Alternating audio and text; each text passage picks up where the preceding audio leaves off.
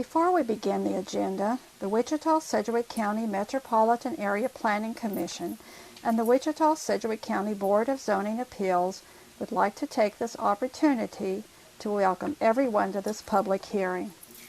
Copies of the agenda for today's meeting, the public hearing procedure, and Planning Department staff reports on all agenda items are available in the lobby of this conference room.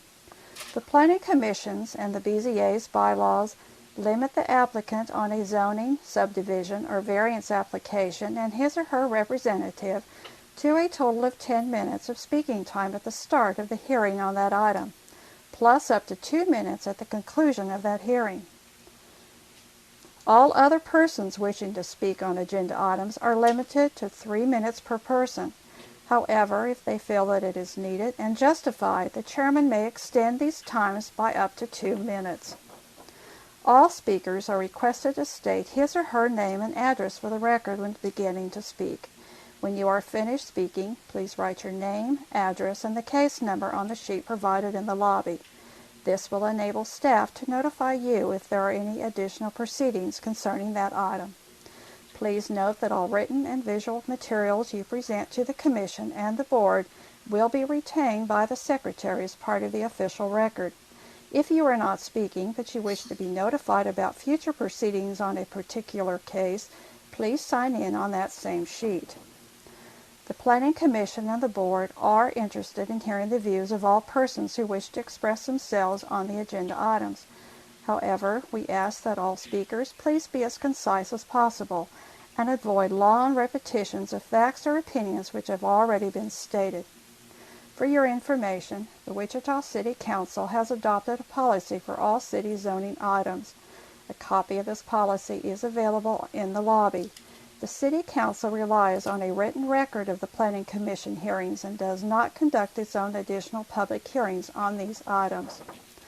The decision of the BZA is final.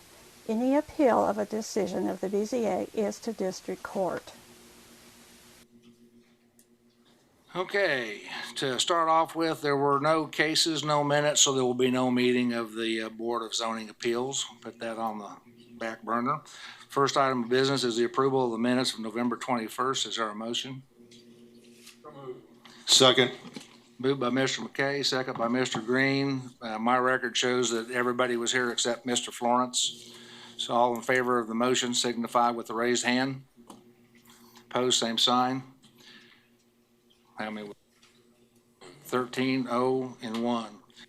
Next, we will go through the agenda to see what items we can take by consent. The first item to consider, agenda item 2.1, a one-step final plat, property located on the east side of South 407th Street. Anybody on the commission wish to hear that item? Is there anybody in the audience that wish to hear that item? Is there a hand up in the foyer that wants to hear that item? We do. We will hear item 2.1. Item 2.2, one-step final plat, Eck Brothers Estate Addition. Anybody on the commission wish to hear that item? Is there anybody in the audience that would like to hear that item?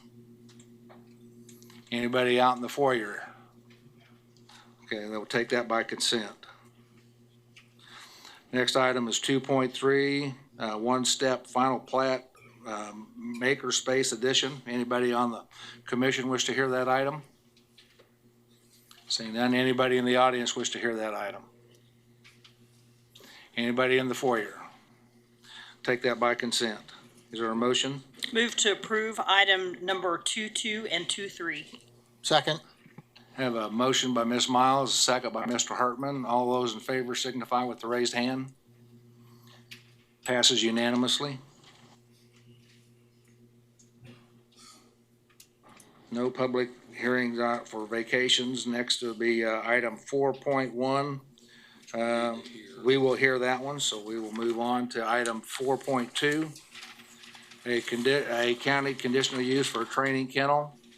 Approximately half mile south of East 39th Street. Anybody on the commission wish to hear that item? Anybody in the audience wish to hear that item? We will hear item 4.2. Item 4.3, conditional use to allow for outdoor vehicle and equipment sales. We will hear that item. Item 4.4, I have a mark on there that we'll hear that. I can't remember when I did that. Is there anybody in the commission want to hear that item? Anybody in the audience wish to hear that item? Yes. We will hear item 4.4.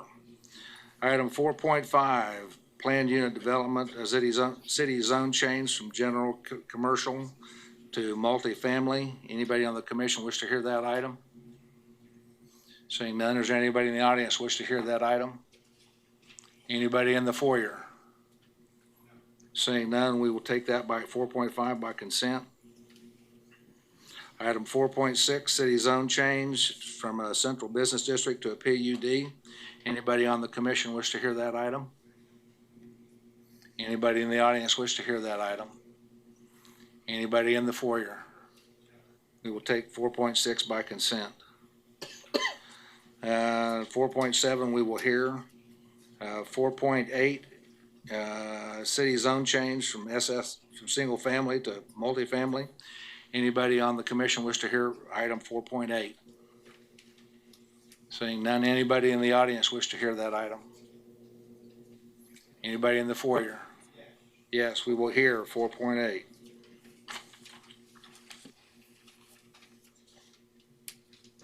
Next item, agenda item 4.9, a city zone change from single family to the Delano overlay to a two-family property. Anybody on the commission wish to hear that item? Seeing none, anybody in the audience wish to hear that item? Anybody in the foyer? We'll take 4.9 by consent. And the last item on the agenda is item 4.10, the city zone change from single-family residential to TF3. Anybody on the planning commission wish to hear that item? Anybody in the audience wish to hear that item? Yeah, we have one in the foyer. We will hear item 4.10. Motion to approve 4.5, 4.6, and 4.9. We have a motion by Mr. Blick, a second by Ms. Miles. Those in favor signify with the raised hand. Those opposed, motion carries unanimously.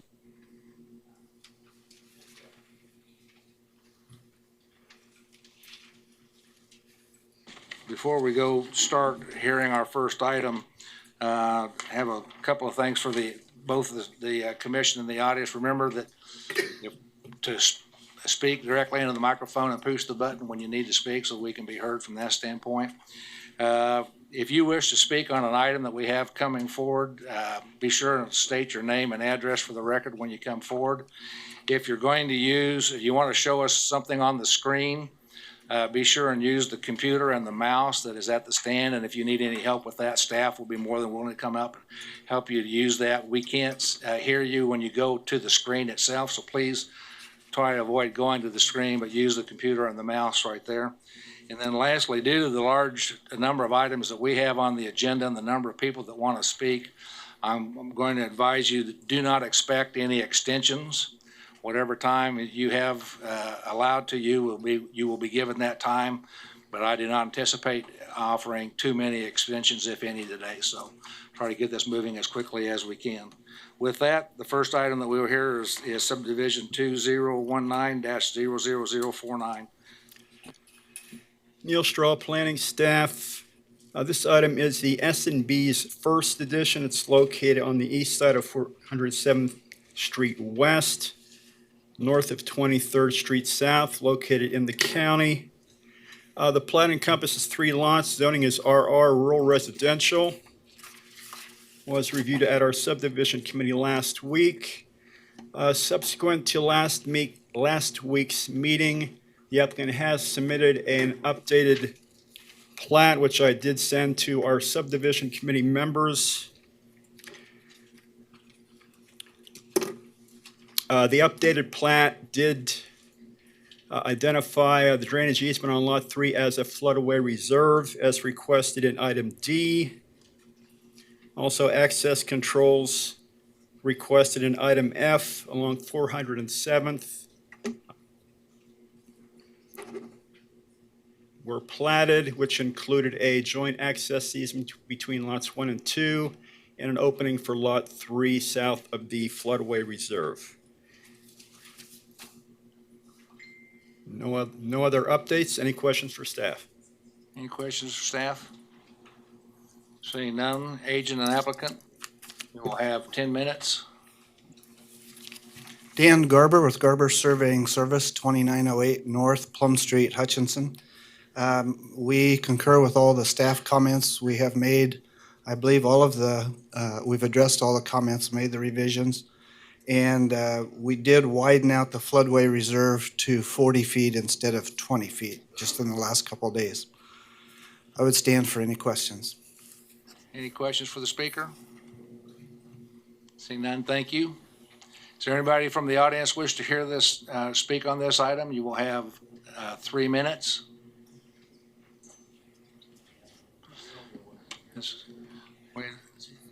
Yeah. Anybody in the foyer like to speak on this item?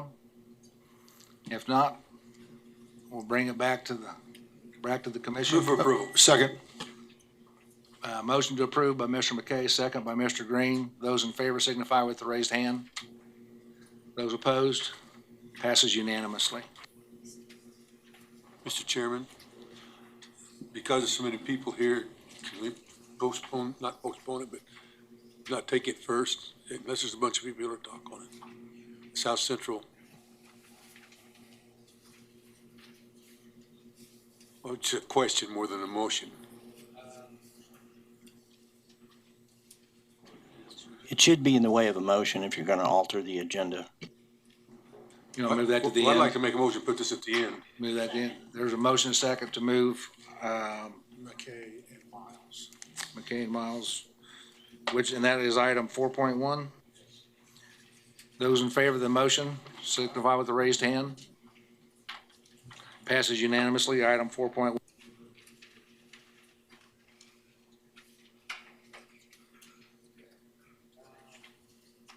Item that we may want to do, we've got 2 items that are county items, item 4.2 and 4.7. I would be interested to see if we would be entertain a motion to put those together in the agenda.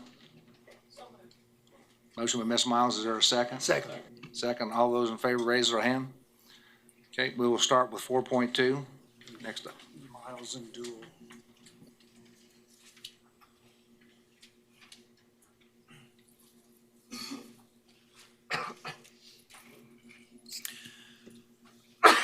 Excuse me. Good afternoon, Commissioners. Philip Zievenbergen with Planning Staff. Item 4.2 is a conditional use for the applicant to continue operating a training facility on her personal property located in the county. Its address is 9025 East 42nd Street South, which is about 3/4 mile east of South Rock Road, about a half mile south of East 39th Street South, which is East MacArthur Road. The property is zoned SF20, single family, and it occupies about 4.5 acres in size. The applicant is a certified professional dog trainer. She's been training for 12 years. She's been operating out of this location since July of 2017. She is seeking the conditional use after she was cited from a zoning and nuisance inspector who instructed her to do so. The code puts a training facility underneath the kennel use category, which is defined as a premises having 5 or more adult dogs, or 3 or more of those do not belong to the owner, or any premise that has 10 or more adult dogs. The code does allow this in the SF20 district under a conditional use. It also provides additional supplementary use regulations that it would have to follow. In general, those supplementary use regulations talk about how the minimum lot size should be 5 acres unless all the animals are harbored inside and there are no noise or odor at the property lines. Any outside runs, holding pens, or open air enclosures need to be at least 200 feet from any neighboring dwelling unit and at least 50 feet from contiguous property lines. And that a solid screening requirement is there to provide that you cannot see any activities or see any of the animals from any contiguous property lines. All of the details of those screening requirements are provided in your staff reports. I won't go into all the details for the sake of time. The applicant currently conducts group training sessions in an accessory structure This is her main residence here. She conducts all the training sessions in an accessory structure that is opposite of her house, and in the middle there's a paved courtyard that has actual ample room for parking for all of these training sessions. The classes have 6 sessions that run year-round with a 1 or 2 week break in between. The classes during the week have a specific schedule I'll get into in just a second, and each class can have up to 6 dogs. The dogs are only on the premises for the time of their training. Once the training session is over, their owners take them home. In general, the classes range from 45 minutes to an hour in length. There are 4 classes that are held 2 days a week in the evening, with up to 2 classes at 6 p.m. and 7:30. Additionally, there is a 1 to 2 classes held 4 days per week at 9 and 1, or both, depending on how many classes are scheduled. An additional 2 to 4 classes are held on the weekends with 1 to 2 classes each day, starting at 8 and 9:30. So on a weekday, the highest number of classes you could have would be 4, with 2 in the morning, or 2 in the morning and 1 in the morning, 1 in the afternoon, and then 2 in the evening, if those days coincided with each other. That's just to help give you an idea to the breadth of what could happen on any individual day. She indicated that the class times are dependent upon the season, as there are certain times of year where business is a little slower than others, so there's not always that many classes going on all at the same time. All the classes are held inside except for the loose leash walking class, which is held outside in an enclosed dog run, and that happens for 2 weeks out of the 4-week session, and it is only held 1 time per year. Though that class is outside, the dogs are required to remain silent, and she is with them in the enclosure the entire time. The applicant would like to add additional services to her business in the future. She would like to provide dog socialization sessions where they take groups of dogs, upwards of 6, into an area to help them socialize and learn good behavior around other dogs. She proposes to have 1 to 2 classes per week for that type of a session. Additionally, she would like to have a board and train option for up to 4 dogs, where it may be more convenient for the dog owner to board the dog while it is being trained, and she was requesting up to 4 dogs for that. The boarding and training would be held exclusively inside. None of the dogs would be boarded outside. And she would, if they were being brought outside at any time, she'd be accompanying them, and it'd only be for potentially the loose leash training session or to relieve themselves. And these boarded dogs were not counted in the dogs that we've already talked about with her training session, because it currently does not happen. As I mentioned before, the applicant's property is 4.5 acres, which does not meet the supplementary use regulation standard of 5. The applicant is requesting a waiver of this minimum lot size. We have a site plan in here. Sorry for the image of it, but this is the applicant's house. This is the applicant's training area. These are the distances to contiguous property lines as well as neighboring houses, and as you can see, all of those conditions are met. None of the houses or the property lines are within the 200 feet or 50-foot distance, so she's in compliance with that at this time. There is let me get here to a picture here. I'll go through these back in just a second. There is a dog run on the back of her property that is fenced in on 2 sides, and her house acts as a barrier on the north. It has a wrought iron fence on the south side. This is the designated dog run that she would be using for her training. With the south side not being a solid fence, it does not meet the screening requirement. She's actually asking for a waiver for that as well, because the property south of them is undeveloped agricultural land, as you can see from the aerial, and felt that since there are no actual dwelling units south of the property, that she would request that that waiver be, for that screening would be waived. If that is denied, then the proper screening would have to be installed. Properties to the northeast and west are zoned single-family SF20, and as you can see, are single-family homes with properties about the same size, if not larger. Property to the south, as I mentioned, is zoned single-family 20, is undeveloped agricultural land. East 42nd Street South is a paved gravel local street with 70 feet of right-of-way and a 25-foot bidirectional travel lane. East 39th Street South, which is actually outside of the map here, but East MacArthur Road is up here. It is a 2-lane paved county arterial. The property is in Rural Water District 3, and it has septic sewer with lagoons for utilities. According to the comprehensive plan, this site is suitable for residential uses. Per the zoning code, a conditional use can allow a kennel and training facility with a conditional use. With the supplementary use regulations, in order to have those regulations waived, as I've discussed before, would take a recommendation from this board and final approval from the county commission. Staff is recommending approval of this case subject to several conditions. A good chunk of those conditions are pretty standard for any dog kennel or training facility that we have. I'll kind of touch on them, but I'll focus on the ones that are unique to this case. Specifically, we would allow up to 10 dogs at any given time for a training session, in addition to the 4 dogs if you were to do the board and train option. All dogs would have to be accompanied outdoors at all times. Dogs would only be outdoors for the duration of the appropriate training session or to relieve themselves. And no dog shall be boarded outdoors overnight. She is requesting the waiver of the minimum lot size as well as the south screening requirement. Some of the pretty standard ones are the cleanliness and operation of the kennel, following all state, local, and federal regulations. All waste material would have to be disposed of in a manner to minimize odor and disease. We are putting a time limit on this. We're requesting that this be for 5 years only, and upon such, she would have to submit for reevaluation by administrative adjustment. Let me see here. There have been quite a few, I've had quite a few conversations with neighbors in the area, kind of a mixed bag of being in support and not being in support, or kind of on the fence with this. At your desk, you do have a packet of information, which is quite a few emails that we have received, most of them vying for support of this case. There is one particular email I want to mention where the individual wanted to note that he is in favor of the training facility. However, he is not in favor of the boarding facility and was requesting that you guys make the decision to not include that as part of this case.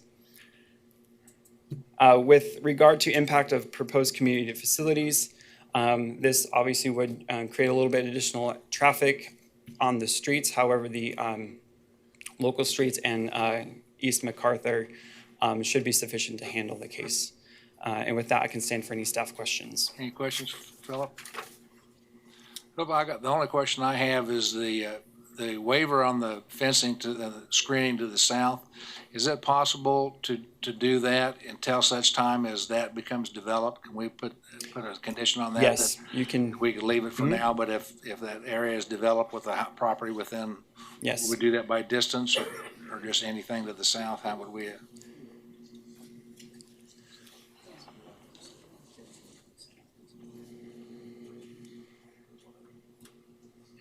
I'm sorry, could you repeat that, Chairman? Basically, the question is if we were to allow for the waiver of the screening, but require it if at a future date the property to the south was developed, would we identify that by distance, or how could we identify what would trigger the need for screening? I think there's a few ways you could possibly do that. I think it could be a reasonable condition. One, as you mentioned, you could have a distance requirement. I think you could also, I mean, it's worth noting this is a 5-year timeframe that it's limited to. But you could say if the property would be platted for multiple lots of residential development perhaps, or something along those lines, if that's what the concern of the planning commission would be. I'd be open to any comments Dale has on additional ways in which you could address that. One approach would be to say if there's a residence that is developed within 300 feet, whatever the existing distance is now, and just go with that. Additional questions for staff? Ms. Miles? Philip, can you tell me, I noticed as I'm reading through these emails that people mention about a doggy daycare. Can you tell me, has there been complaints in the past regarding having dogs there throughout the day?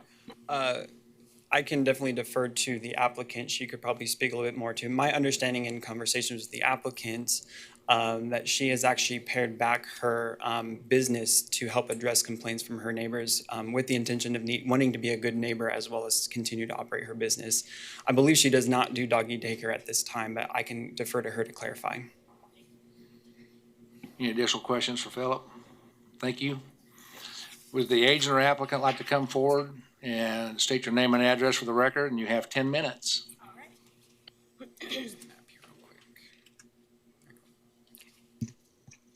Hi, I'm Doreen Hardiman, and I live at 9025 East 42nd Street South in Derby. Can I just continue? Okay.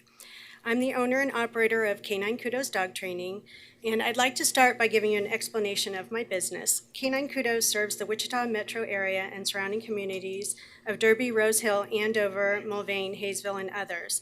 I specialize in obedience training, thank you, therapy dog certification, community education, and pet CPR and first aid. I'm nationally certified trainer by several organizations and have been training dogs for over 12 years. Our private and group programs offer 100% force-free, fear-free, positive reinforcement training, fostering a fun and educational environment for both the handler and their dog. This means that our techniques do not use force, fear, shock, choke, or prong collars, or intimidation methods. We teach dog owners how dogs learn, what they're telling us with their body language, and we inform owners of positive ways to motivate their dog to offer the desired behaviors. Group sessions are limited to 4 participants in each class, and I have a professional database that notifies me of any vaccinations that are expired. And I actually require more than the county asks for. I also require distemper parvo and the bordetella, which is for kennel cough. Dogs are always contained on my property, and I do not breed dogs, and I don't intend to. My accreditations include certifications from the Animal Behavior College, where I earned high honors, and I was recently chosen to be a mentor for them as well. I'm a licensed Family Paws parent educator, a national certified trick dog trainer, and I teach pet CPR and first aid for dogs and cats. I was recently accepted into the Academy for Dog Trainers, and they're regarded as the Harvard of dog training, and they offer one of the most rigorous and advanced programs in dog training and behavior in the world. One of my passions is to help people understand their family dogs so that they can enjoy life together. Proper training and integration of dogs into homes creates safer environments and helps dogs stay with their family and not be relinquished to a shelter or rescue. Studies also find that homes with pets are happier and healthier than those without. Ideally, clients start our programs when the puppy is introduced into the home. It is critical to start the socialization process within the learning window, which is between 8 to 16 weeks old. However, I am just as passionate to help people with older and timid or fearful dogs. Once owners are educated, they change their approach in training, and this helps the dogs learn more efficiently, trust their owners more, and overcome their fears. The benefits that my clients experience are not limited to their own homes. Many clients carry their educations into the communities and schools, and many times share what they've learned with others they're close with. This knowledge dissemination benefits communities as a whole and making the human-dog interaction safer, healthier, and more fun as a result. We also want to fill every nursing home, hospital, and school with therapy dogs from the area, and we have a network of therapy dogs in case of a disaster. I'm also passionate about dog safety and children. 77% of dog bites come from a family or friend's dog, and that means these aren't crazy, stray, or vicious dogs. There are family pets. With Stop the 77 campaign in mind, I offer community service classes to the surrounding schools, and I teach children about dog body language, when it's okay to pet a dog, what to do if a dog wants to hurt them, and when not to approach a dog, and much, much more.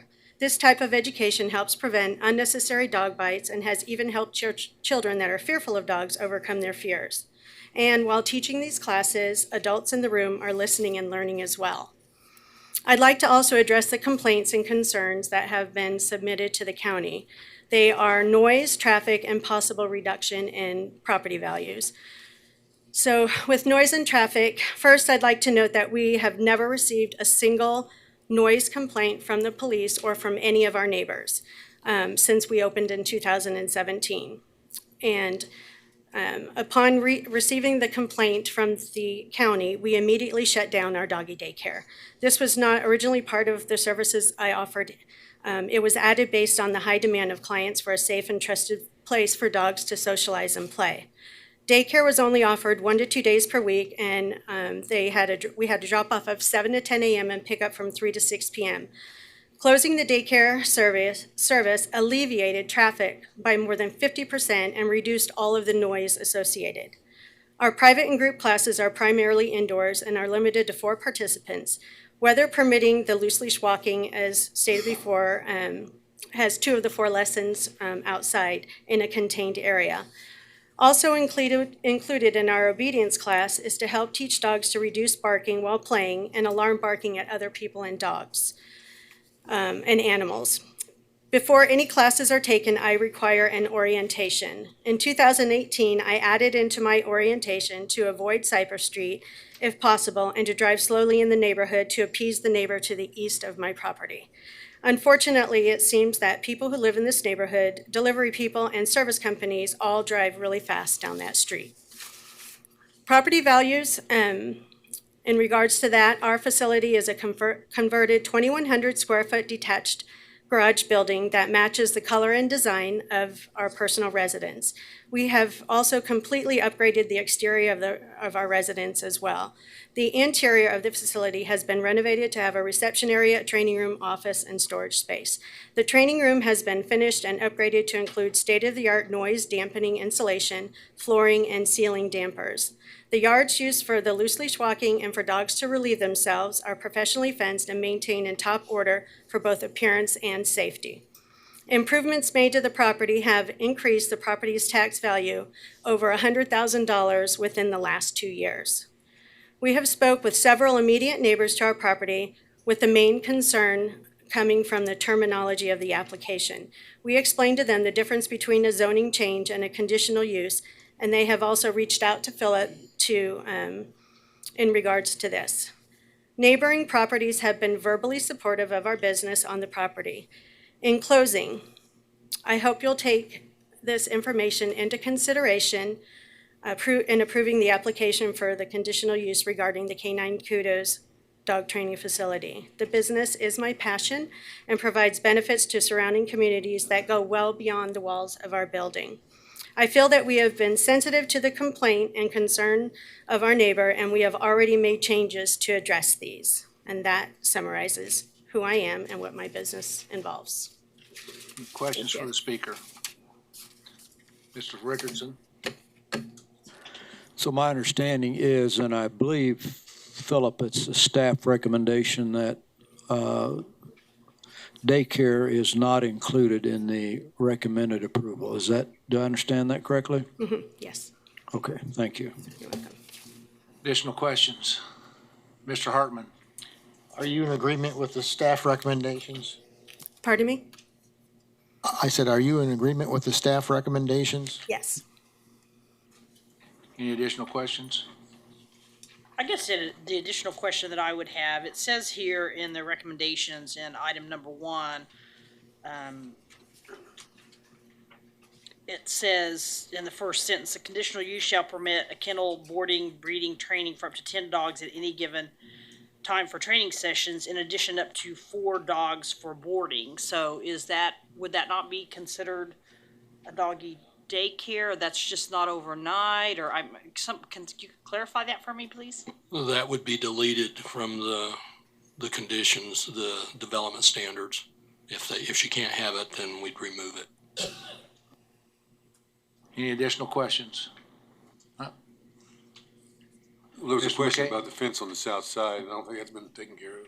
She said she agreed to everything. You heard the part where I was talking about requiring screening if property was developed to the south? Yes. Okay, you okay with that? Yeah, we're actually thinking of doing some berms back there anyway, so. Okay, thank you. If there are no other questions, we'll ask if there's anybody from the audience that would like to speak on this issue. Okay, yeah, just come to the microphone, state your name and address for the record. You will have 3 minutes, however, brevity is appreciated.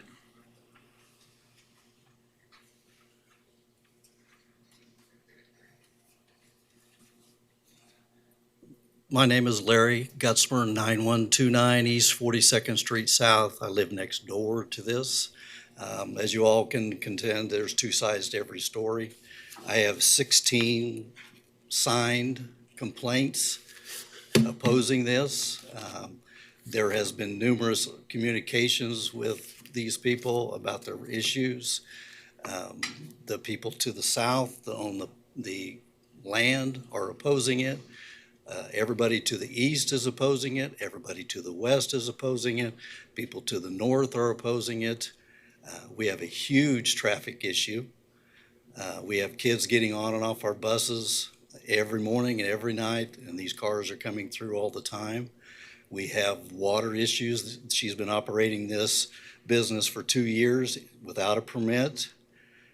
And I understand what she does is good. I'm not contending that she's not qualified for what she's doing, but where she's doing it at is not presentable to our addition. I'm an original owner, developer of this property. I moved in when it was grass, and we like to keep our sounds. It's a rural area. We like to keep things nice and quiet, and we prefer to keep it this way. I've addressed lagoon issues. She subleased her buildings to people. We've had lagoon issues of seeping and overflowing, which has killed one of my trees, and I have affidavits for that, if somebody would like to see that. But in perspective, our housing addition is against this boarding training facility that is here, because that is basically what she runs, is boarding most of the time. And the fence on the west or on the east side, I have a picture on my phone I can show you. There's at least 7 dogs in that kennel for almost the full period of the day. The people to the west of her have complained of barking nonstop, which I didn't know about till a couple weeks ago. So where her information is coming from, I have no idea, but these 16 petitions to cease this business, or to not allow this business, are in my hand, which will be transferred over. So that's basically about anything I can say to be opposing this. If somebody has any questions, they can.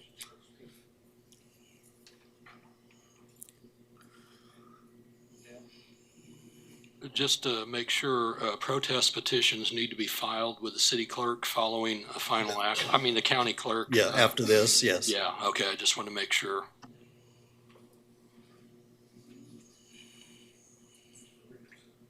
Dale, can you clarify the distance for those, for anybody who might be interested to hear how far away you can sign a protest petition? Well, anybody could sign the protest petition, but only those property owners located within 1,000 feet impact the supermajority vote requirement. And we have those.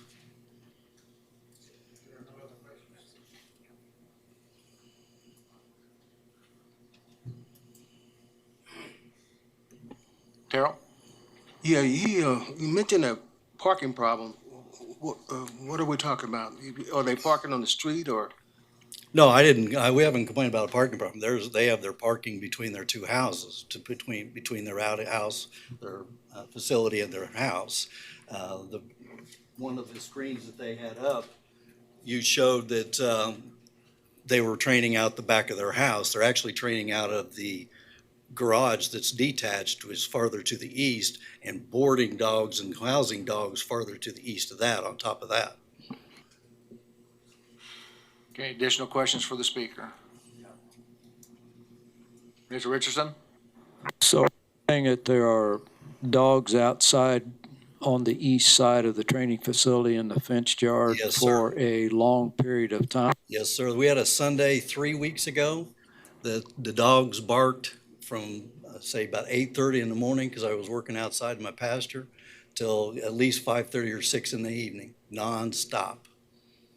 And we have actually my wife on her phone has one from a week ago Saturday, from Saturday all day, standing on our back porch, which is 600 feet, 700 feet from their property, of the dogs barking from then.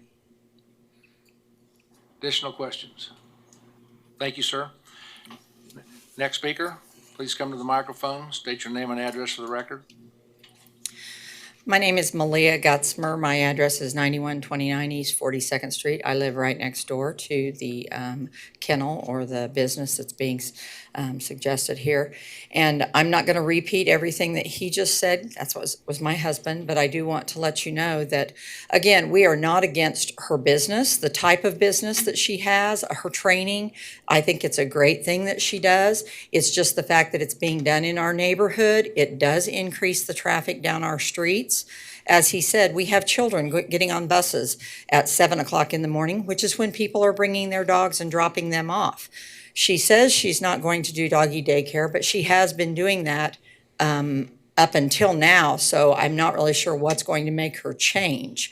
She also says that she has not been boarding dogs, but we personally know people who have boarded their dogs there. So I do know that those things are happening, and it's a frustration to the entire neighborhood. She maybe has a couple people in the neighborhood who are involved with her business, and so therefore they are for her business.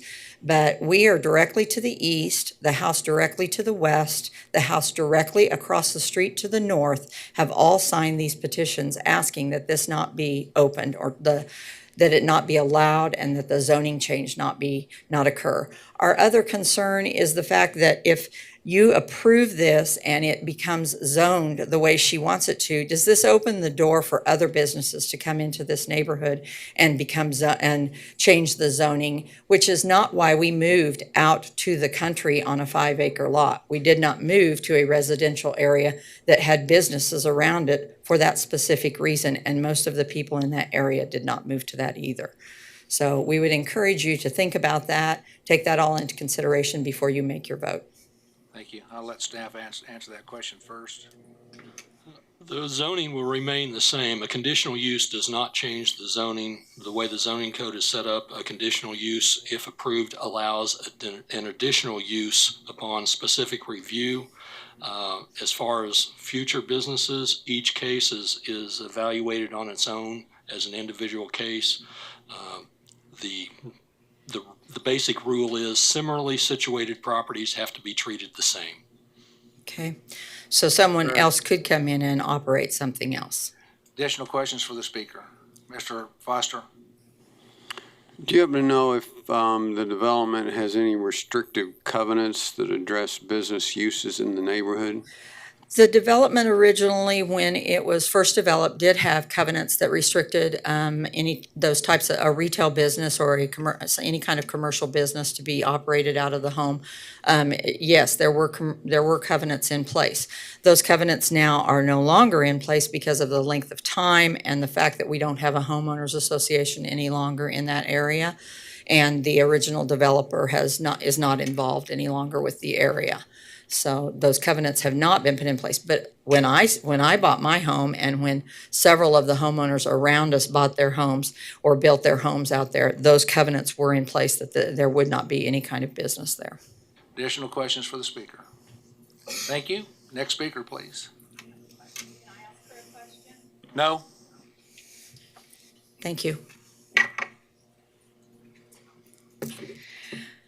Good afternoon. My name is Ann Thompson, and my property is located, I don't know how to move that. Can you help me move the map?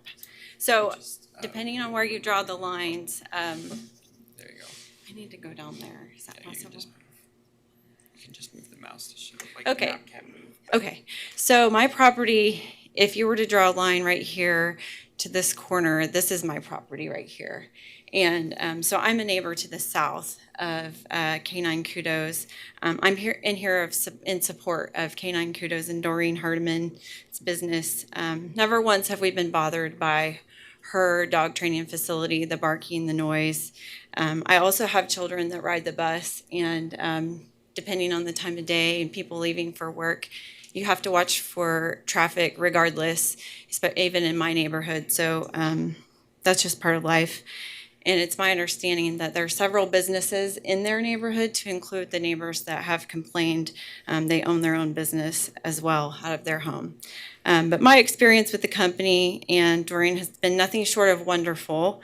I found Doreen through high recommendations of friends. And we've been regarded as riffraff. I will tell you, my husband's a colonel in the United States Air Force. Some of their clients are owner-operators of Chick-fil-A in Wichita. We're not riffraff by any means. I'm an accounting professor. And we sought Doreen out because we got a puppy for the first time in our 13 years of marriage and didn't socialize him properly and found some negative behaviors. And after talking to those friends of ours, they suggested Doreen, and we've seen amazing results. My children feel safer with his behavior. I feel safer with others as well coming to our home. And she does nothing but lovingly and professionally provide that training. So I just want to say I'm also a neighbor of hers, and the issues that they describe we have not experienced. Any questions for the speaker? Thank you. Next speaker, please. Hello, my name is Waynetta Hall. I live at 1775 South George Washington Boulevard, and I have basically a business relationship with Doreen. I have 2 dogs and was having some behavior issues, and my vet from Mulvane Animal Hospital, who I've been a client of since 1995, highly recommended Doreen. I was out to her facility several times. I was blown away by how clean, how fresh, how wonderfully laid out it was. It's set up for the safety of the dogs, safety of the humans. Was out there just different odd times. There was never very many dogs there. Our class was limited to 4 dogs. When we went through the orientation, we were told very explicitly that it was to be kept quiet. Our dogs were always to be leashed. We were to clean up after each other. In fact, Doreen, during classes, if there is something that she needs to clean up, she cleans it up there. She keeps cleaning supplies on hand. The building was converted from a garage to a really wonderful facility. It is soundproof. It has wonderfully rubber floors. It's clean. It's nice. And I would love to have a facility. I would love to have a neighbor like Doreen. She is very nice. She's very professional. It's a passion. It's something that she does from her heart. And as a person who frequently rescues stray dogs running down the street, dogs that have been starved to death, dogs that have been hit, we need more people like Doreen. I absolutely 100% positively cannot understand why anyone would not consider Doreen a wonderful neighbor, a wonderful business owner, and someone that Wichita City, Kansas City, the United States needs to support. We throw money all the time at the problem. We don't throw money at the solutions. We've got a lady right over here that's trying to get us solutions to get the dogs not to bite, to get better owners, to get better dogs. Let's not stop that. Let's just support her. Let's support her as much as we can. And I was out there. I never heard and overheard a bunch of dogs barking. That's all I have to say. Questions for the speaker? Thank you. Next speaker, please.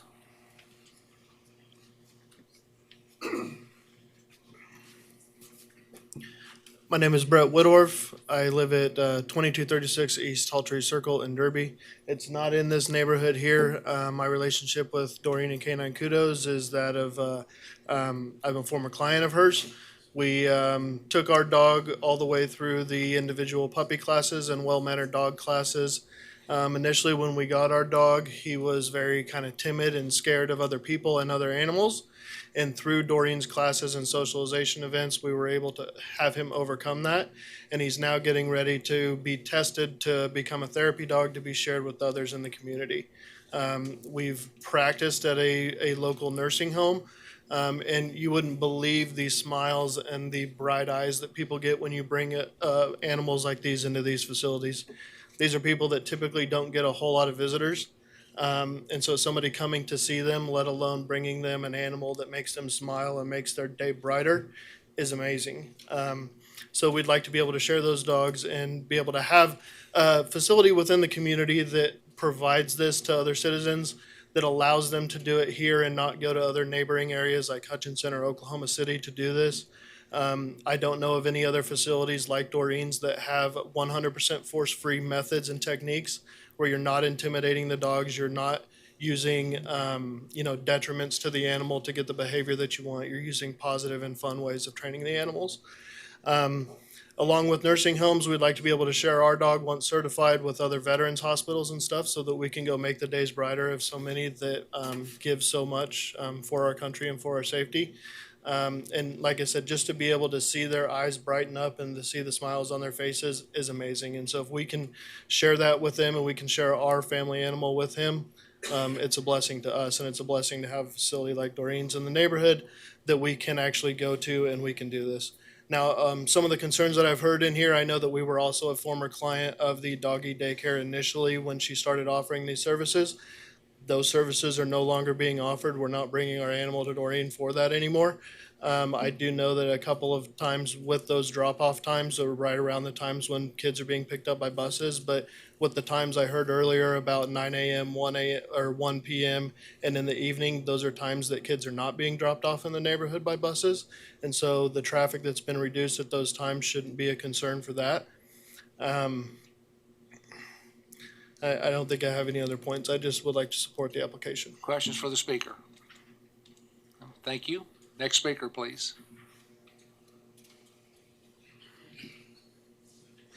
You have 3 minutes, but again, brevity is appreciated. Hi, my name's Jerry Dale. I live at 413 West Whitetail, Derby, Kansas. I am here to support Doreen and Canine Kudos. My wife and I, we adopted a dog that had been dropped in 12 inches of snow in the middle of Winter Storm Harper in northern Missouri. Her name is Harper. She was shy, timid, scared. We met Doreen through our chiropractor who had taken their dog there, became a therapy dog. We have went through 3 classes.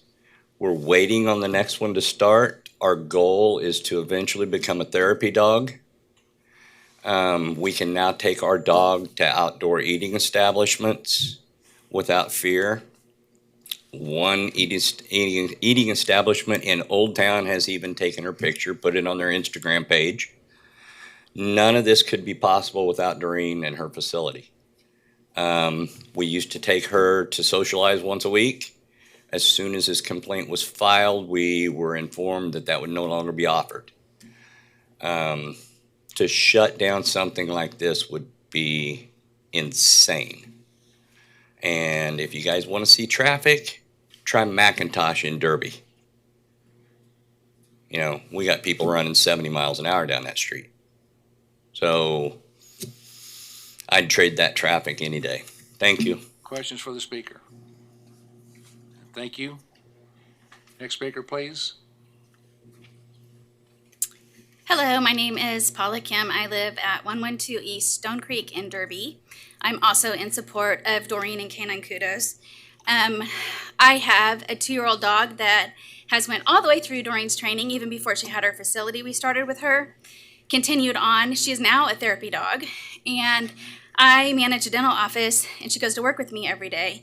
We've had patients that can't have treatment. They're scared to death to sit in a dental chair. And because of my dog and the training that Doreen did, they are able to proceed with their treatment.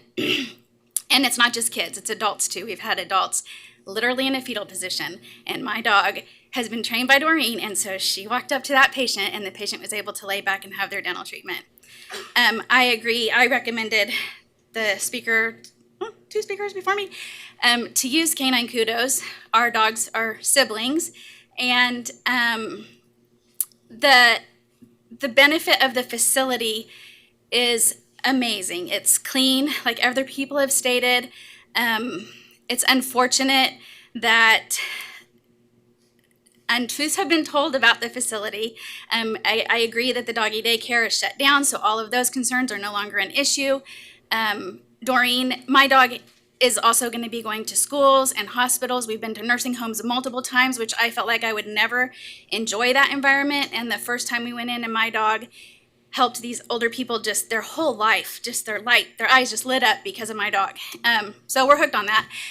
None of that would have been possible without Doreen. So I know the person that spoke first after Doreen said that they don't want it's not about her training, but without her facility, the training wouldn't be possible. There's so much that she offers to the community, and it would be a shame to not have that provided. It keeps our dogs out of shelters. It saves money in that regard. I can't speak highly enough of her business, so completely support it. Any questions for the speaker? Thank you. Before I ask if there are any other speakers, how many in the audience are in support of the issue? Okay. How many are in the audience are opposed? Okay. For those of you that are in support, if your testimony is pretty much a repeat that you like the business but don't have anything to add in regards to the physical aspect of the things that we have to deal with, really appreciate you keep it just a bare minimum. I mean, we appreciate that testimony, but it's the same thing over and over again. So next speaker, please.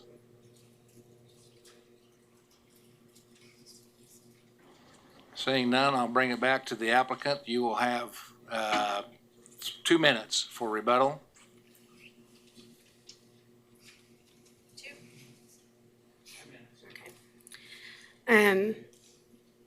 First of all, the lagoon. When we moved in, the lagoon was not done correctly, so we had to have it redone. Has nothing really to do with my business. Whether I had a business or not, that lagoon needed to be fixed, so we fixed it. It leaked. We got it fixed within 2 weeks of finding out that it leaked. So that, I just don't even understand why that was brought up. I do not board dogs. I shut all of that down, so there's no worries about that. The neighbor to the west of us did talk to us the other day about noise. It was actually my personal dogs.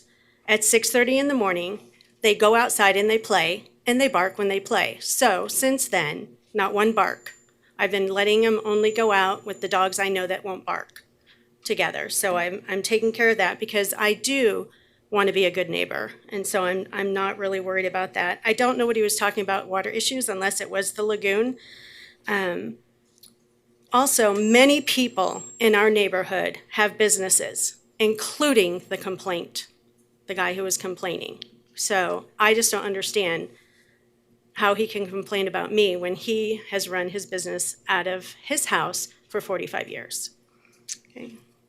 Oh, the Sunday barking was not anything to do with my business. It was a party I had with my family and friends. I don't work on Sundays. And then the Saturday was also a personal party. It was a completely different weekend. So yes, I do have parties with friends that come over, and we're not gonna let our dogs bark continuously like that. That's just ridiculous. Yeah, they do bark because dogs bark, but we do work with them and get them to be quiet. So those 2 days didn't have anything to do with my business. That was my personal friends and family coming over. That's it. Questions for the applicant? Thank you, ma'am. Thank you. Bring it back to the commission. Mr. Richardson. It's a question for Philip. Under your conditions for approval, the last sentence on number 1 says, "No dog shall be boarded overnight." That seemed to be in conflict with the applicant requesting to have 4 dogs in residence there. Hold on, I'm finding it. I think it was outdoors overnight. They could be boarded overnight, but just not boarded outdoors. On properties that have 5 acres or more, they can board dogs overnight. And if she were to get the waiver for the minimum lot requirement, she would have been able to do so as well. However, she was, it sounds like the boarding has been taken out of this. But if boarding would have been allowed, we would not have allowed them to be boarded outdoors overnight. So we're clear, is the applicant in agreement with taking the boarding out? Is that right? Yes. Mr. Hartman? I have a question.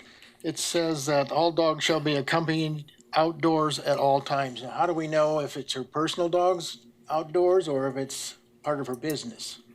I don't know if we can clarify that. Looks like Dale has a comment.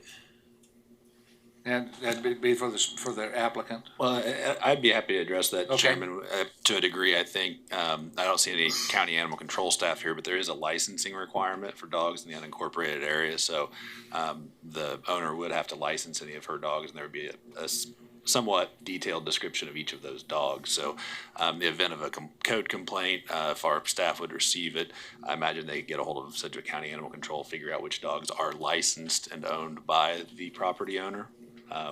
That's probably the closest way you could track that. That answer your question, Mr. Hartman? So according to the way this is written, she can have dogs outdoors unaccompanied if they're her own.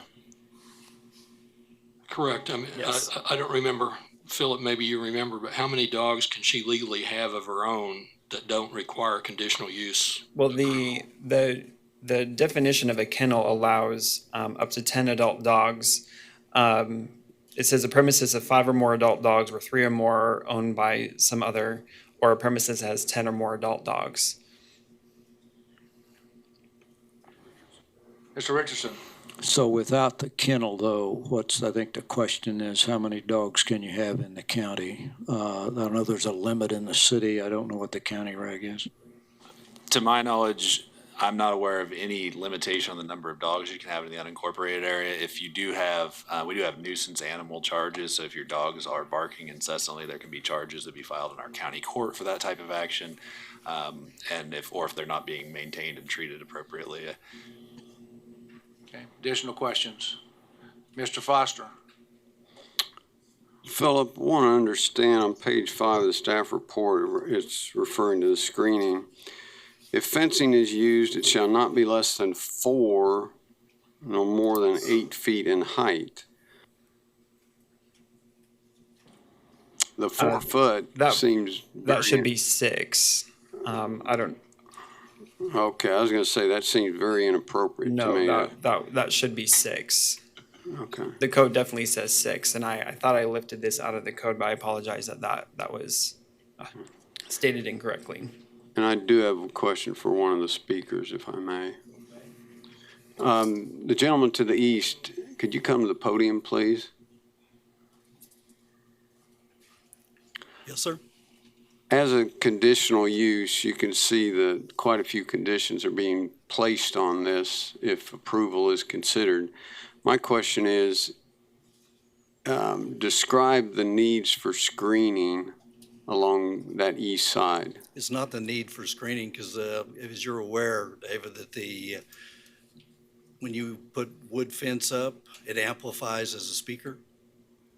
So any noise you have inside a wooded area will actually be louder than it would be if it's softened by the trees or the grass that it comes through. So if putting a fence up there is not going to solve the noise factor.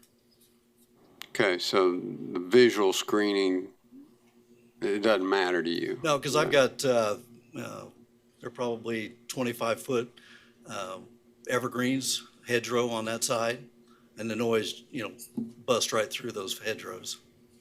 Okay, thank you. Mr. Green? I'm ready to make a motion if there are no other comments or questions. Go for it.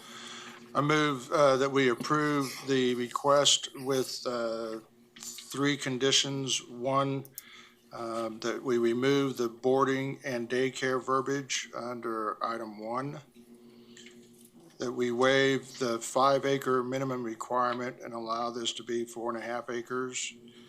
And then the third would be to waive the screening unless the property to the south develops into residential. Isn't that part of the staff comments or recommendations? The waiving of the 5-acre requirement is, however, the waiving of the south screening requirement does not have the verbiage related to if it's going to be developed or not. So the verbiage of if it's going to be developed would be added as a condition for approval. Yeah, and we want to include all the other staff recommendations. And the screening to the south would be within residential property within 300 feet. I'd second that. We have a motion by Mr. Green, a second by Mr. Bill Johnson. Additional question or comments? Mr. Foster? And the doggy daycare is excluded, correct? Yeah, that was the first item that we would remove the boarding and daycare verbiage from item number 1, that it would not be allowed. Seeing no further questions, those in favor of the motion signify with the upraised hand.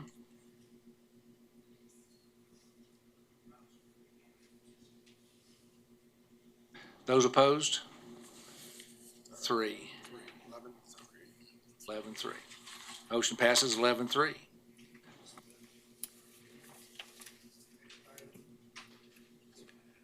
We're going to move down to agenda item 4.7.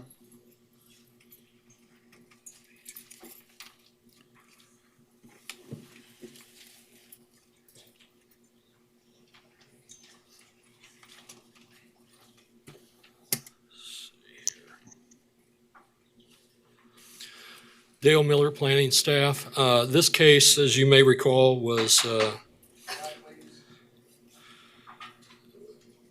you heard previously, and it went to the Board of County Commissioners, and they voted to send it back for your reconsideration. It is 3.78 acres. It's currently zoned SF20, and they're requesting OW office warehouse zoning. The request is being made in order for them to establish a landscape and landscape maintenance business on the property. You heard this case on October 10th and recommended approval 11-0, subject to a protective overlay that, among other development standards, limited the site's use to uses permitted by right in the SF20 district, plus a landscape and nursery business.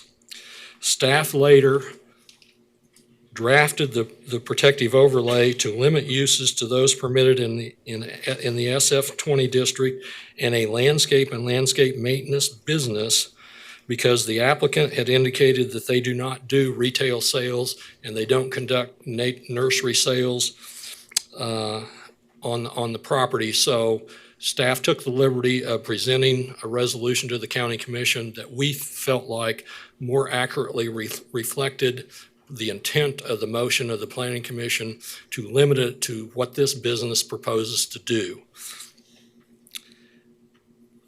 The county commission reviewed this on November 20th and voted 4-1 to return it for your reconsideration. There were a number of criticisms and questions about the application and the staff report, and so I'm going to take a little bit of time to go through those so that it may eliminate the need to have a lot of back and forth later on with questions. Again, the language on the development standards in the staff report of the protective overlay clearly limit permitted uses to those permitted by right in the SF20 district, and the only OW use permitted is the landscape and landscape maintenance business. And so that's what staff is recommending in the revised staff report is that language. And it would also included a statement that all development standards of the OW district apply unless specifically modified by this PO. Another change that's proposed by staff to the conditions of approval are publication of the resolution authorizing the zone change shall not occur until all conditions of approval have been met. And we did that primarily after meeting with some of the neighbors that were concerned about the use, that they wanted to make sure that there was a site plan that was in compliance with all the development standards before the applicant would be allowed to operate the business. And so this way we can assure them that staff will receive and review a site plan that is in compliance with whatever development standards, if it is ultimately approved, apply.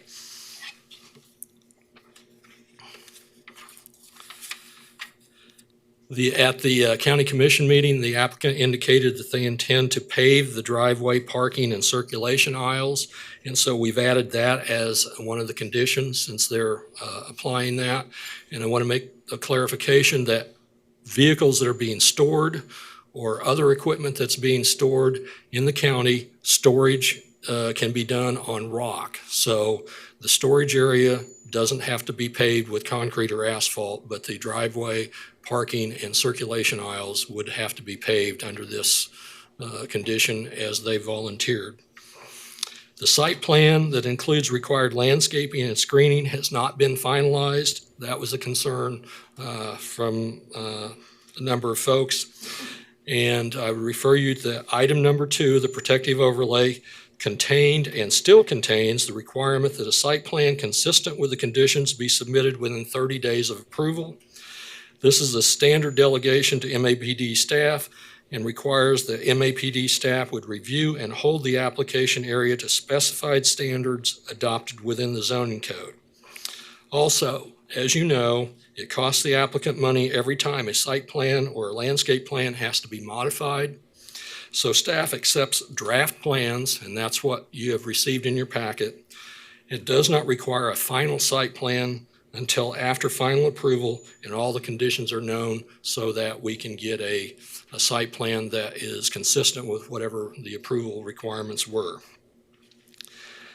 And for clarification, standard zoning code screening requires non-residential uses abutting residential zoning to provide solid screening along the side and rear lot lines. The screening has to be at least 6 feet tall and provide solid screening from ground level view. The code allows wooden fencing, berming, and/or landscaping, or some combination of the three. So in this instance, the code requires solid screening along the east and south property lines. Item 4 repeats the requirements that the site plan comply with zoning code requirements. Also, with respect to screening, it has been long-standing practice to count existing trees or fencing on abutting property to count towards the requirement unless or until the trees or the fencing on the adjoining property, if it were to go away, then the applicant is required to replace that and come into compliance with the approved site plan. That way we don't end up, if someone has a fence on one side, we don't have 2 fences back to back with an area in between that nobody can get to or maintain. With respect to outside storage, the OW district limits outside storage to merchandise as an accessory use, so only material or equipment used in the operation of the business can be stored outside. You cannot use parking or loading spaces for storage. The area used for outdoor storage cannot exceed 100% of the floor area of all buildings on the zoning lot. And items stored outside cannot be visible from any adjacent non-elevated street nor from ground level view from any adjacent lot. Item 3 of the recommended protective overlay requires a site plan to depict the location of outdoor storage and repeats the OW outdoor storage standards. As I mentioned earlier, we did meet with 2 or 3 of the concerned neighbors and their attorneys, and they brought up a concern about loose material being stored on site. And so we are recommending an addition that any material stored outdoors that could become runoff from rain or wind blown from the site should be contained in a manner that prevents leaching, runoff, or blowing from the site. So we've added that condition. Another item that came up at the County Commission hearing was that the property located to the east of the application area here is owned by the city of Wichita and is supposed to be developed as a park. I talked with the city's property manager.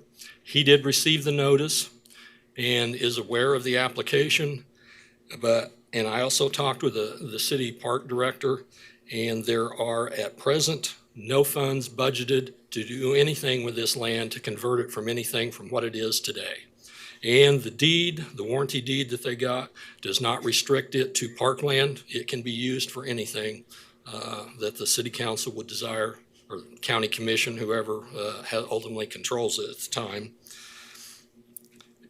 And at this point, the planning staff has not received any objections from anybody in the city with respect to this application. The 4th item was that this case should be denied because it is spot zoning, and staff has prepared a graphic to show all of the county zone changes that have occurred since 1985 when countywide zoning was adopted. And that's the color map, the big ledger size. Yeah, see, I think Jim got this in here, there. I won't go over this at this point because Justin has some comments about spot zoning and how maybe the Planning Commission would want to interpret that. But in general, what I was trying to show was that there's approximately 70 circles there, and within each one of those circles, there's at least one zone change. We did not include any conditional use applications. It was strictly zone changes. And it is staff's opinion that these zone changes were either from SF20 or RR zoning to whatever the current use is. And I think on the printed copy off to the side in teeny tiny letters, it shows you what the zoning is. But I'll let Justin speak more to that, but I did want to provide that to you. And finally, it was suggested that the applicant could operate the business as a rural home occupation. As staff understands the applicant's proposed business model, even though he has purchased the abutting lot, which is the house there that you can see in this slide, they have not committed to living there for an extended time. And so in order for this to be a rural home occupation, one of the first requirements is that the operator of the rural home occupation has to live on the site. And so the applicants are not committing to do that for an extended time. They also have more equipment in terms of vehicles than is typically permitted with a rural home occupation. And they have more than 4 employees, which is the maximum amount of employees allowed with a rural home occupation. And with that, I would then try and answer questions or turn it over to Justin to. Let's do this. Why don't you hang around and let Justin, and then also have Philip, if he's got anything to add, and then we'll just add staff questions all at one time. Hello, Planning Commissioners. Justin Wagoner, Assistant County Counselor. As Dale mentioned, spot zoning came up from people who were opposed to the application, both at the Planning Commission last time and at the County Commission. So I'm going to take a minute to discuss Kansas case law on spot zoning so you can have that at the outset as you analyze this during today's hearing. First, I just want to point out the most recent published and binding Kansas case law on spot zonings from 1974. It's the Dent versus Kansas City case. And I'll quote, I think, what's the most essential part of the case. It says, spot zoning, as usually defined, signifies a carving out of one or more properties located in a given use district and reclassifying them to a different use district. And the opinion later stated that spot zoning may be unreasonable and invalid when it singles out a small parcel of land for use classified differently from the surrounding area, primarily for the benefit of the owner of the property and to the detriment of the to the detriment of the area and other owners therein. On the other hand, spot zoning is not unreasonable and invalid if it is related to the general welfare and the best interests of the community at large. So there's a bit of a balancing test that you're tasked with on spot zoning analysis. It's also worth pointing out that that case is from 1974. 4 years later is when the Golden decision came out from the Supreme Court of Kansas. And you're all familiar with the Golden factors and the analysis that they require you to undertake on zoning cases, the reasonableness of a use, as well as the appropriateness of that use. And those Golden factors really incorporated the spot zoning analysis that I just read you from that 1974 case. In terms of looking at the detriment to the neighbors, the benefit to the single property owner, and then also any benefit or detriment to the public at large as well. There have not been, as I mentioned before, there haven't been any published Kansas cases on spot zoning since 1974, but in 2003 there was an unpublished opinion, meaning it's not binding on Kansas courts, but it was on spot zoning in particular. That was the Rolfe v. Jackson County case from 2003, and that was a Kansas Court of Appeals case. They ended up analyzing spot zoning in that case, and they did utilize the Golden factors. So again, I'm going to suggest that you, in hearing this and considering this, analyze the Golden factors like you do on all your zoning cases. That case involved a zone change from neighborhood commercial to heavy industrial for the operation of a concrete plant. And next door to the concrete plant at least in the opinion, they talked about there's a restaurant and a bowling alley that were zoned neighborhood commercial as well. Essentially, the court's opinion in that case, which upheld the district court opinion, was that the county commission did not analyze to good enough degree under the golden factors on the spot zoning analysis, the impact that use of the concrete plant would have on those neighboring properties. That was key to the decision. Again, that's not binding, but I think it tells you how courts may analyze this. They did, again, look at the golden factors. They also think it's appropriate to consider just briefly how Kansas courts have analyzed public health, safety, and welfare. The Taco Bell v. City of Mission case from 1984 clarified that when you consider public health, safety, and welfare in zoning decisions, it must be remembered that the public is the community at large, not just the neighbors, although their wishes are also to be considered. So again, my recommendation on this would be to analyze the case under the golden factors. Under KSA 12757, when this is referred back to you, you can either resubmit your recommendation and state the reasons therefor, or you can change your recommendation. When you guys voted on this and back in the last time that you heard it, you incorporated the staff recommendations and comments that did include an analysis of the golden factors. You could certainly do that again today. You could expand upon that or modify it as you would see fit. If you would end up changing your recommendation to recommend denial on this, I would suggest that you have corresponding findings to support any such denial, as those are not in the staff report. I'd be happy to answer any questions on this. Let's hold on that. Philip, do you have anything to add to this presentation before we go for questions?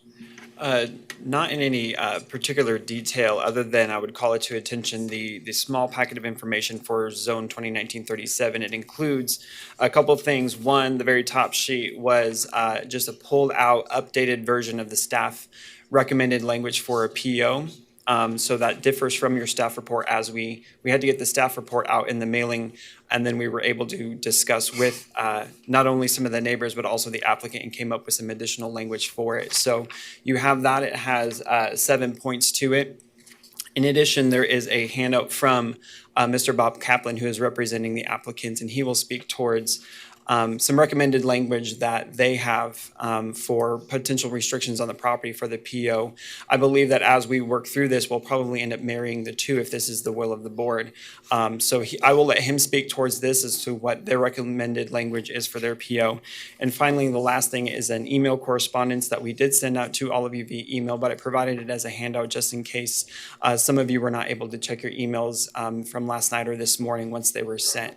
Other than that, I don't have any more additional comment towards the case. Dale took pretty much the matters in terms of staff perspective, but I can stand for any questions, as I might have a little bit more detail in my conversations with the neighbors and the applicant themselves. Okay, any questions for Justin, Dale, or Philip? Mr. Hartman? I have one for Philip. Yes, Is sir. it possible to bring up the draft of their site plan? The one I have is so small I can't read it. Yes. I believe we have it in here. I apologize for me. I apologize. I thought we had it in the show, but apparently we did not include it. That is our fault. I apologize. Again, it is just a draft, so it's definitely not binding. I can discuss it if you turn to the page of your staff report with the draft plan. You can see most of the trees in black are existing vegetation. The applicant is looking at extensively planting additional trees. Since the development of this draft site plan, I've had a significant conversation with the applicant as to what increase in vegetation needs to be required in order to create the solid screening effect that is required by the code. So they are understanding that this draft site plan that is before you is still insufficient, and that there is still no work that needs to be done on it. Is there a specific question you have about the site plan that I can answer? Yeah, just looks like south of the building, it looks like maybe a gravelled area. Is that for vehicle? Correct. As of right storage? now, our understanding is that gravel area is where the outdoor storage would be.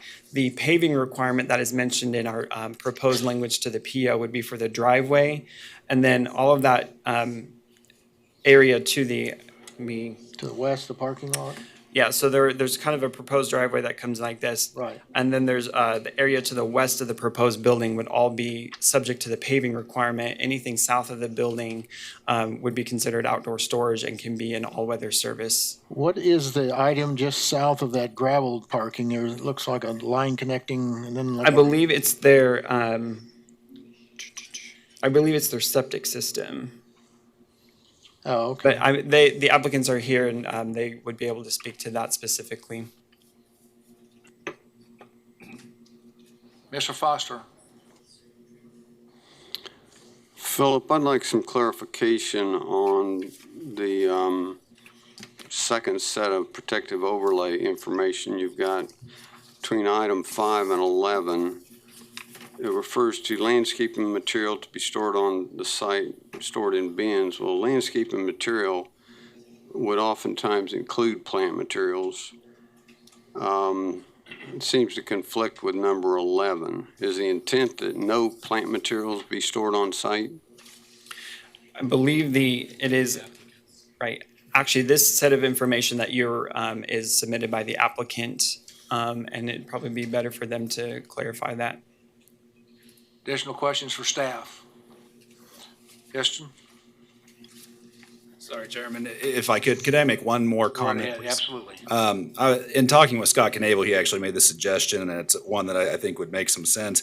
On the staff recommended conditions of approval that you received today, a slight amendment to condition 6 on that might be more appropriate to say publication of the resolution authorizing the zone change shall not occur until condition 4 has been completed or the site plan has been approved by planning department staff. There's a few conditions on there like paving and other things that it wouldn't make sense to have the zoning have to wait on those items to occur.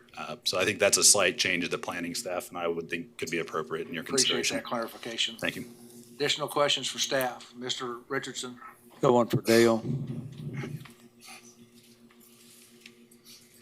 Dale, you mentioned screening on the south and the east. Would it not also be required on the west should that hedgerow come down for some reason? Yes, I forgot it. I would keep thinking there's a street over there, but yeah, everywhere they abut residential zoning, they would have to, except for themselves.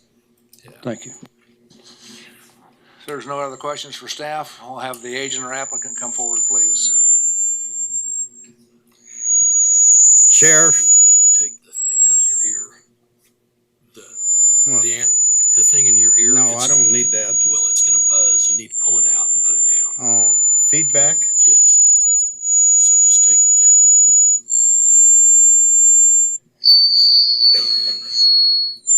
put it over here somewhere where, there. That's fine. Fix it so I can't hear anything. Chair, Commissioners, Bob Kaplan, 1600 Epic Center. This is a remand, so there's no need to repeat what you've already heard, and I'm not going to do that. I basically am here to make one request. I was not at the County Commission meeting, so I reviewed the County Commission comments by reason of the County Commission minutes, and I extracted from those minutes some of the comments that were made by the commissioners. And to address those, I revised the protective overlay, and you have that. The staff did the same thing, so you have basically 2 protective overlays, which in my opinion address all the comments and satisfy any concerns that the county commissioners, any of them, brought up. My request is this: if you decide to approve this, and if there's a motion made for approval, then I would like to have that motion maker, by reference, include in the motion the 2 protective overlays. You don't have to go through and read them. We don't need to put them individually in the record. When you make your motion, if you elect to approve it, just simply say that your motion incorporates the protective overlays which have been submitted, and then they'll be in the record. And that's what the county commission wants. In my opinion, the county commission didn't have a lot of trouble with this case. They felt that it needed clarification. And that's basically what I did with my PO, and that's what caused staff to redo the PO. And the additional conditions are fine. Mr. Foster, those building materials stored on site are predominantly, going to be predominantly rock. What Premier does when they take a landscaping job, they have the landscaping material, the trees, whatever it is, directly delivered to the site of the job. They don't have them delivered to their facility and then load them up and take them out again. They send them directly to the job. But what they do have is rock, and that'll all be stored in bins. This is a very quality company, folks, and they do some very, very big jobs. And I think it's an appropriate place. So I suggested the only thing I want you to do is, if you approve it, is incorporate the POs, because that was the focus of the county commission meeting. That's about all we talked about. That's about all they talked about was the protective overlays. They did not think they were clear. And now I think they're very clear. So Thank you, with Mr. that, I Any have, questions for the speaker? unless there are questions. Mr. Hartman? Does your overlay address storage of, I think it was branches and broken limbs and stuff that they Yeah, would store well- in metal containers to be hauled off? They took my ears away. Are you talking about the storage? Yeah, Bill, do you want to come up here? My understanding is that the storage is predominantly rock. We're not going to have plant materials on site. But this gentleman knows more about his business than I do.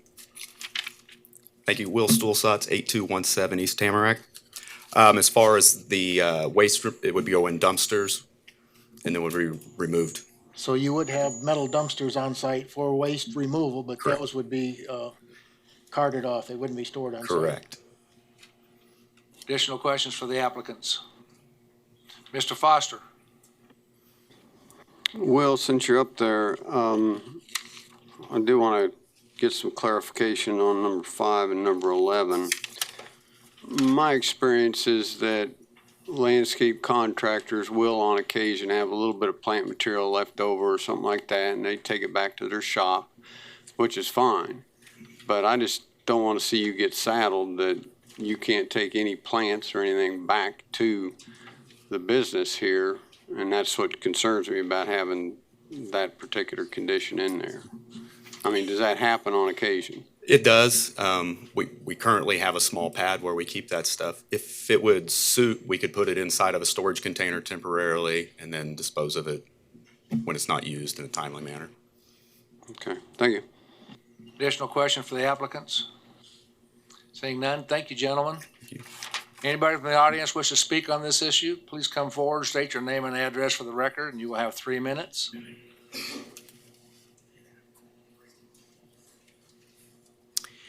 My name is Bill Giles, and I'm here on behalf of the Lee Banks Living Trust, property owner immediately to the east of the subject parcel. The comment made about the 11 by 17 color map that's been given to you by the director, showing as many as 70 different locations of spot zoning. Sir, could you speak in the microphone, please, just to Yes, make sir. sure we can hear? Appreciate that. I can hear myself, I'm sorry. Okay. Through the speakers.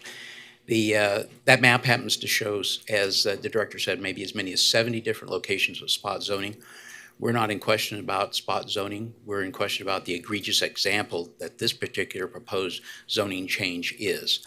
It's going from single-family 20 residential zoning to a commercial zoning of OW. 12 steps, 12 districts increase in intensity of use in order to accommodate one specific use within the OW, and then negating everything else that the OW allows and go back and allow only what is allowed in the current zoning. We're going all the way out there to allow the applicant's use, but any other use is only what's allowed in the SF20. This is a 100% benefit to the applicant at the detriment to the area owners and occupants, and we see little to no benefit for the public good. The location is historically and current and is forecasted to be residential to 2035, and we know that in this area there is advancing regular residential development all around us, and we see that trend is likely to continue and without giving any credence to the future, we're only looking at the present, there will be continued residential development closer and closer and all around, depending on what the city ends up doing with their property. This land use is incompatible with the existing uses as well as the likely future residential development that is already continuing to be moving in this direction. The description that this is a example of agricultural use, akin to agricultural use, is not correct.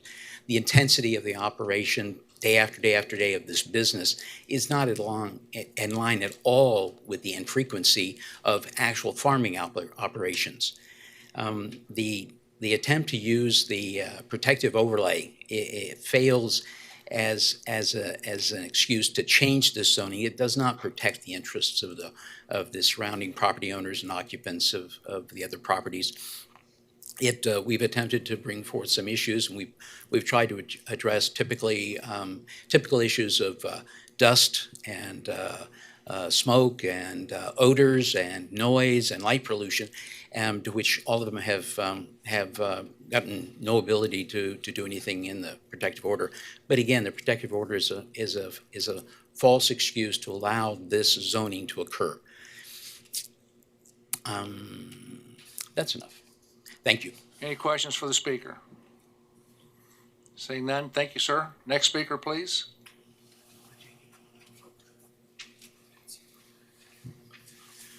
My name is J.D. Munley. I live at the 14516 East Pawnee. It is on the northeast corner of 143rd Street in Pawnee. I'm apparently just outside the notification area, so I was not aware of the first hearing that you all had, or I would have been here, and I also would have filed a protest. I really believe that, and this was what I addressed the county commission about, when people go out and spend a heck of a lot of money on a piece of property to live at, I think we should have a reasonable expectation that if you look at the county and how they're going to do stuff, and it says that something's going to be zoned residential for the next 30 years, we ought to be able to expect that. And this is nowhere near that. There's other areas within 2 miles that are zoned commercial that these guys could be locating in. And to change something from residential, clear to warehouse, I don't think that's fair. I mean, we bought property, it was zoned residential, it should stay that way. Thank you. Questions for the speaker? And thank you, sir. Next speaker, please.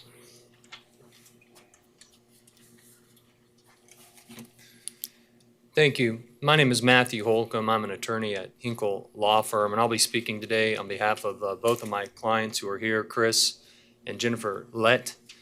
They reside at 14900 East Pawnee, which is just across the street north, and then a little bit to the west of this property. First of all, I want to thank you for your time reconsidering this today, and as an attorney, I'm going to do my best not to get down and bore you in the legal weeds, but there are some legal issues and factors that I think are very important for your consideration, especially when viewed in the context of the concerns that my clients have and the others have that you've heard from today.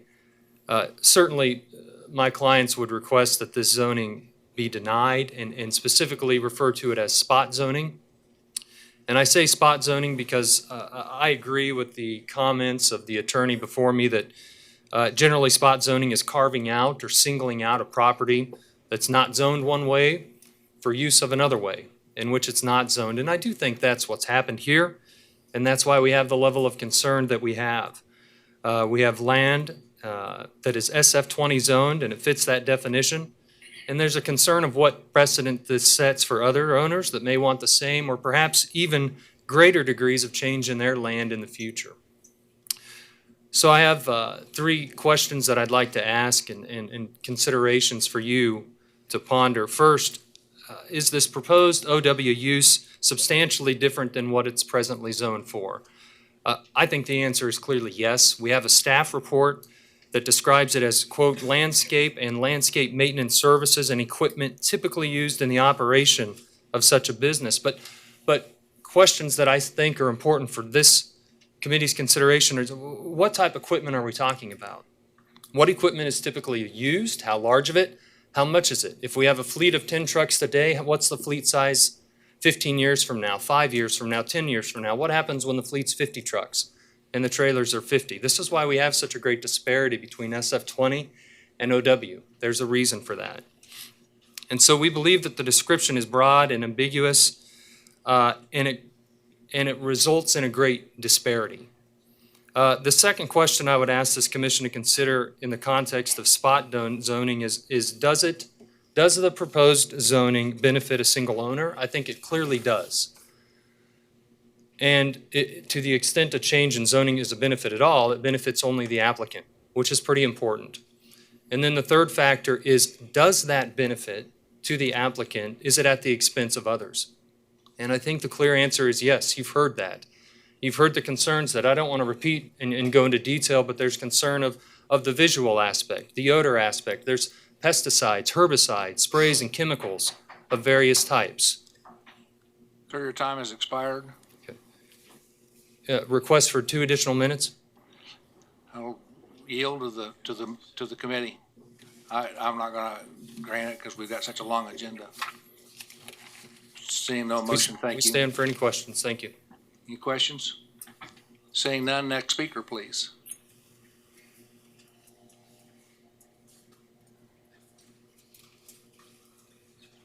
My name is Paul B. Harrison. I reside at 1125 North Linden Circle.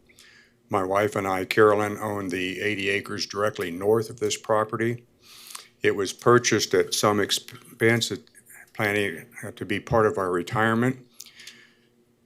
Converting this single-family property to commercial use will have a significant detrimental impact on the value of our property, and for our retirement it would be no different than a stock market crash.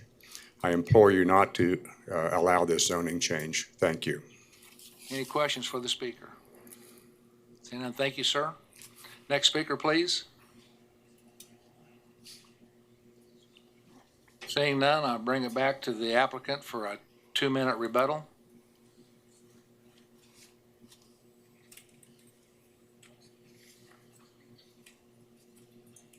As I've said before, don't count the time in transit. That'll take 2 minutes. We'll give you half credit for that, Mr. Kaplan. You know, most of you have been around this a long time, and I've been around this a long time. I know my land use. I really do. It is not spot zoning. There is no impairment to adjoining properties. Spot zoning is not simply the fact that you have one property which is differently zoned than another property. There's got to be some impairment. There's got to be some tying arrangement where it affects adversely these adjoining properties. This is not spot zoning. As far as being legal issues, you're not to make legal determinations. We have a court for that. Folks want to go to court and appeal a decision that's favorable to the applicant. They have every right to do that. There's really no evidence to support these complaints about light and water. There's nothing in the record whatsoever. You've heard this twice now. The county commission's heard it once. These folks have had their say about 3 times, and there's nothing different or new that you didn't already hear before. Now, I don't know if Bill's got anything to add to that. I was just going to answer any questions. Any questions for the applicants? Mr. Foster? Yes, sir. If you would describe the traffic issue in terms of people and coming and going, how many employees and that kind of thing, just describe what would happen traffic-wise. Sure. Employees arrive typically between 7 and 5. However, or 7 o'clock in the morning. However, most of them go directly to a job site. They don't come to the building, the shop. The few that do would probably be from 7 to 5 p.m. Okay. Currently, we employ about 15 to 35, depending on the season. So during the winter, it's very low.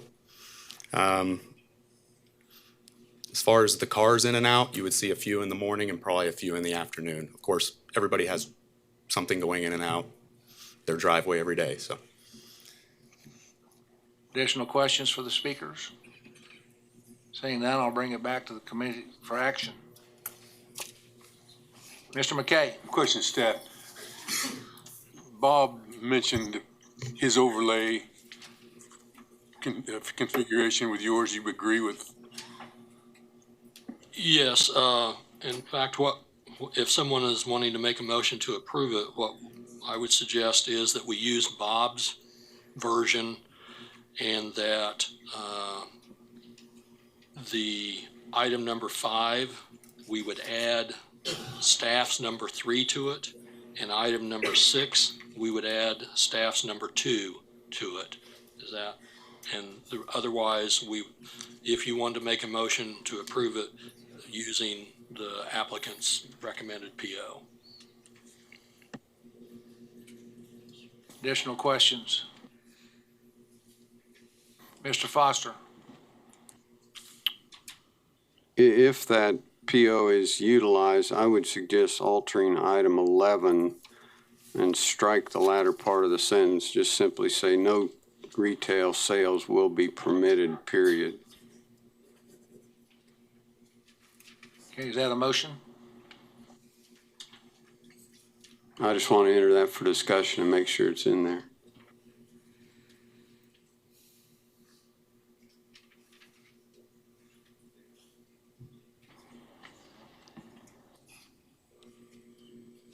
Mr. McKay.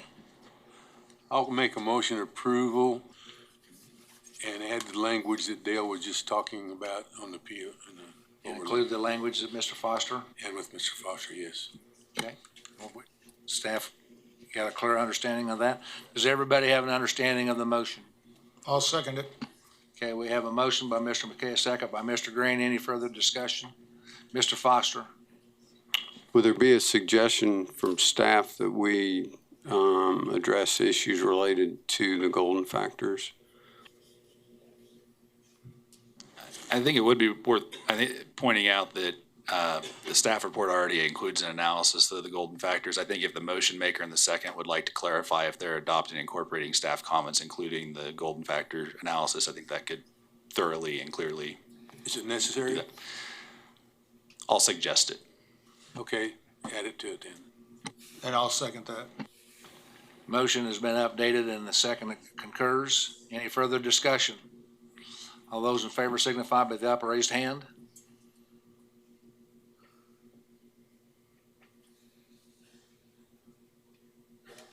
Those opposed? 1, 2, 3. 11-3. Miles Johnson. Next item, please. I think that would be for item 4.3. City conditional use to allow outdoor vehicle and equipment sales.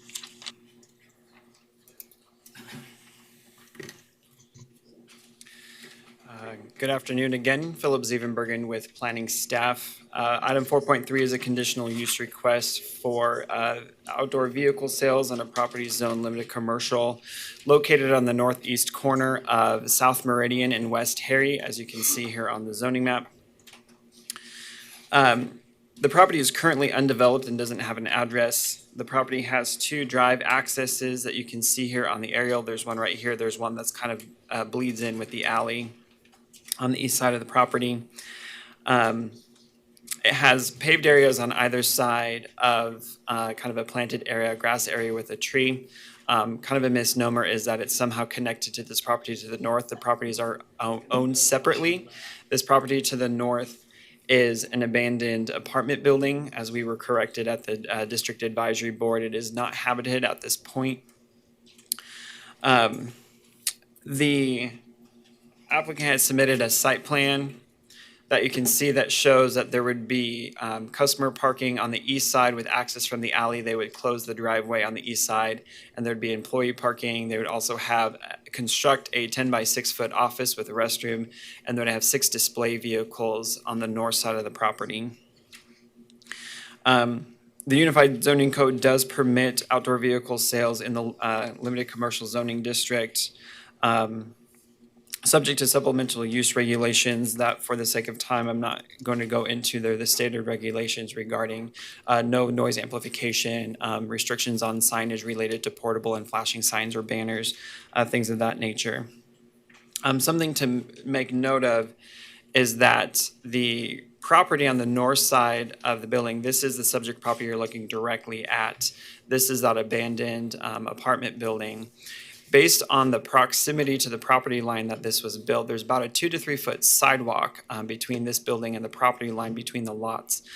Staff is recommending a 5 foot setback for this 6 by 10 foot office building in the limited commercial zoning district.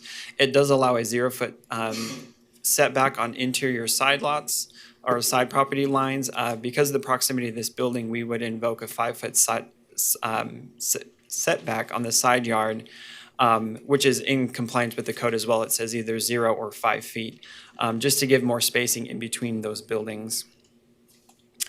Properties on the north, like I said, is LC and the abandoned motel. Property to the south, which is, oh, you can't see here, it's this building here. It's a drinking establishment, has a conditional use for a nightclub. Property to the east, which you're looking straight out ahead across